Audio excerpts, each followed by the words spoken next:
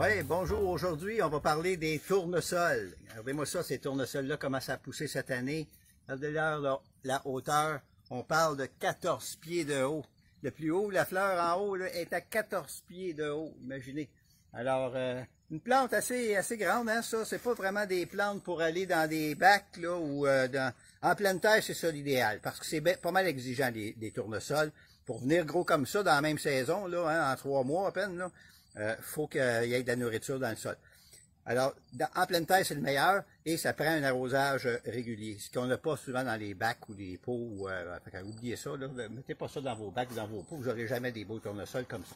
Alors, si on regarde, j'ai une fleur, des fleurs que je suis capable de rejoindre. On en a une grosse ici qui a fini de faire sa floraison. Et là, maintenant, les graines sont toutes en dessous de ces petits capuchons-là, si on veut. Là. Ça, vous pouvez les enlever. Quand c'est comme ça, là, vous pouvez les enlever. Et regardez, les semences sont toutes là en dessous. Les graines de tournesol sont toutes là en dessous.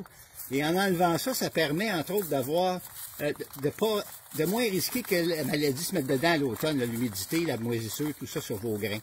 Alors ça, vous pouvez les gratter comme ça, pour faire tout tomber en fait, là, c'est les bouts des fleurs, ça. Ça fait que vous enlevez ça, et puis, votre tournesol, à ce moment-là, va bien mûrir, puis il va avoir moins de chances de pourrir. Ce qui est intéressant chez le tournesol, la progression de la fleur, on va en prendre une petite ici qui est en pleine floraison, là. Alors, tantôt, il y avait une abeille qui venait butiner ici, dans le milieu. Mais au début, il y a quelques jours, c'était les fleurs du bord. Parce que le tournesol, c'est comme des centaines de fleurs individuelles et chacune fait sa floraison. Puis ça commence par le pourtour. Puis par la suite, en vieillissant, là, le pourtour, bon, il se fertilise, il se pollinise, je veux dire, et à ce moment-là, les graines commencent à grossir. Puis là, c'est les fleurs un peu plus vers le centre, un peu plus vers le centre, et là, on est rendu pas mal dans le centre. Et actuellement, tantôt, il y avait une abeille qui venait butiner ici, carrément dans le centre de la fleur, parce que ce sont les dernières fleurs à fleurir. Et là, les graines vont se former pour faire, justement, un tournesol comme ça. Mais si la fleur est grosse de même, au fait, là, si la fleur est grosse comme ça, vous n'aurez pas un tournesol plus gros, là, OK? Il faut s'entendre là-dessus. Ça viendra pas gros comme ça. Il faut que ça parte gros comme ça pour être gros de même, OK? Comme celle que vous voyez en haut, là, si vous voyez plus haut, là, vous voyez, ils sont très, très grosses, les autres. Alors, c'est des fleurs grosses comme ça qui vous donnent des têtes, comme je vous ai montré au tout début, là, qui donnent beaucoup, beaucoup de semences. Alors, dans le fond, le tournesol que je vous ai montré ici, ça a été le premier à fleurir.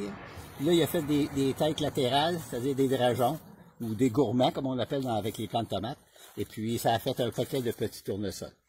Alors, c'était ça la chronique aujourd'hui. Ça, vous laissez ça sur le plan, hein, vous le laissez sécher sur le plan, là, le plus longtemps possible, jusqu'au gel. Puis c'est pas grave, même si les graines gèlent.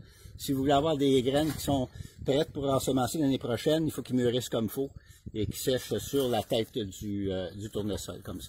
Alors, c'était la chronique aujourd'hui, ou la petite capsule sur les tournesols. Merci et bon jardinage.